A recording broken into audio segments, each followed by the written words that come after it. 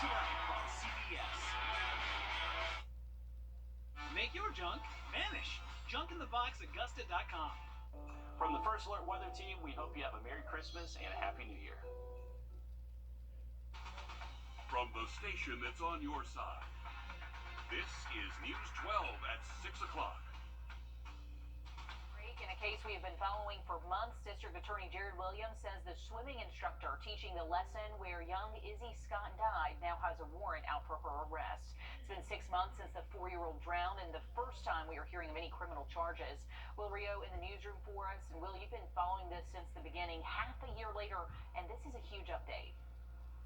Yeah, that's right. We've been asking for updates every month from the family of Izzy Scott to see exactly where this case stands. Now, the family says finally they have a decision from the DA that's allowing them to breathe a sigh of relief. Swim instructor Lexi Tenhusen is being charged with involuntary manslaughter, which is a misdemeanor in the state of Georgia.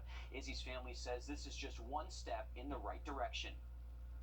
6 months of waiting, no decision, and no answers until now. I was overjoyed. I was thankful that my son is finally getting some type of justice. On June 14th, 4-year-old Izzy Scott drowned at his second day of swim lessons at a home in Burke County. It's an immediate heart-wrenching situation once it all happens. Back in July, we talked with Dorian Walter about what happened that summer day. According to the family's attorney, Izzy drowned near the end of the swim lesson, about 10 minutes before his lesson was over and it transitioned to a new class. There were 10 kids, including Izzy, in his group.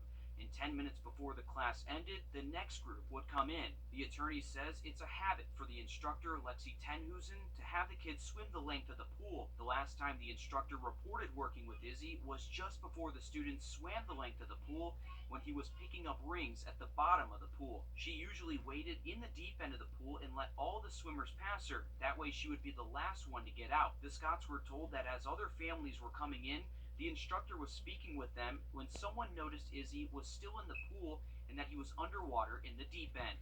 Merritt said there was an approximately 10-minute gap between when she last saw Izzy and the time he was discovered drowning in the pool, and authorities don't know what happened in that gap. The I-Team also combed a 22-page report of evidence from investigators. In it, a child in the class references a child coughing who got onto the concrete once out of the pool. The family told us back in July they remember Izzy telling them he swallowed a lot of water on the first day. Family believes that explains why Izzy, who loved the water, was afraid to go back the second day. According to the report, Izzy's mother Dory told investigators he didn't want to go to lessons that morning, even asking her, "What if I drown?" Documents show at least 5 other people told deputies the swim teacher had to ask other adults to help her get Izzy out of the water. Weeks later, on July 6th, the sheriff's office decided not to press criminal charges against Lexi Tenhusen. In a letter, the Burke County Sheriff's Office wrote, while there may be some form of negligence, it was determined the case lacks sufficient evidence to prove criminal negligence. As a result, we are unable to move forward with the case. The Sheriff's Office passed the case file to District Attorney Jared Williams, who passed the case to the GBI. The case was returned to the DA's office for nearly 2 months before this decision came down. He had a whole life ahead of him, so it's like to see all this time go on and nothing be done. No one's accountable, no apology, nothing for this long period of time. Just to get that little sense of relief was just it was emotional. It was like breath of fresh air, like, because I feel like I'm drowning every day, but it was like I can kind of lift my head up and breathe a little bit. The Scotts feel like this is a step towards justice and accountability. The next step, passing legislation for more regulations for private swim lessons in honor of their son. Hopefully we can save hundreds of other kids' lives and just bring awareness. And throughout this case, we found that there are few, if any, regulations for private citizens who do teach swim lessons for money. Georgia does not require someone to have any certifications to teach swim lessons. We do know the instructor in this case was licensed according to investigators. Just such a sad story, but at least the family now feels like they have some sense of an answer to all of this. Will, thanks for covering that for us. About an hour after that decision, the district attorney also announced no deputy will be charged in the 2021 death of a man deputies used a stun gun on. Jermaine Jones Jr. died October 18th of last year after Richmond County deputies shocked him with a stun gun after they say he ran from the scene of a traffic stop. On the way to jail, we're told Jones experienced a medical emergency. He was in a coma and later died. After a GBI investigation, the district attorney says none of the deputies involved will face criminal charges. The Jones family tells us they are still processing the loss of their loved one. In a third announcement, there will also be no charges against the initial suspect of a near kidnapping in Waynesboro. It all started back in January. 2 Waynesboro police officers arrested Sam Hendricks for disorderly conduct.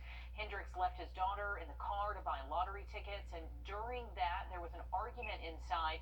The police showed up, the child was in the car, and the district attorney says Jacques Gardner offered to take the child home. So the girl was placed in Gardner's car, and one of the police officers, Ronald Bartlett, was disciplined for letting the man leave without asking for his ID. Gardner was eventually stopped, followed directions, and made no attempts to leave, but the family says they have no idea who that guy was. As for the charges for Gardner, Williams says he had no criminal history and a, quote, documented intellectual disability, and there was no evidence of coercion or force. For felony charges like kidnapping, the DA says it requires proof of criminal intent. And we've asked the GBI if the investigation into the 2 officers is still open. Pain consultation. The best part is that this pain relieving treatment is covered by Medicare and most major health insurance plans. Hi, welcome to Toyotathon. Now the holidays are over, I'm focused on getting into great shape and getting a great Toyota. We've got exciting models to choose from, like Camry, RAV4, Corolla, and more. Maybe I'll just stick with the RAV4. Excellent choice. It's my active lifestyle. Cheat day? Right now, during Toyotathon, get 1.9% APR for 36 months on a new 2022 Toyota RAV4. That's just 1.9% APR on the Toyota RAV4. Come in today. Toyota,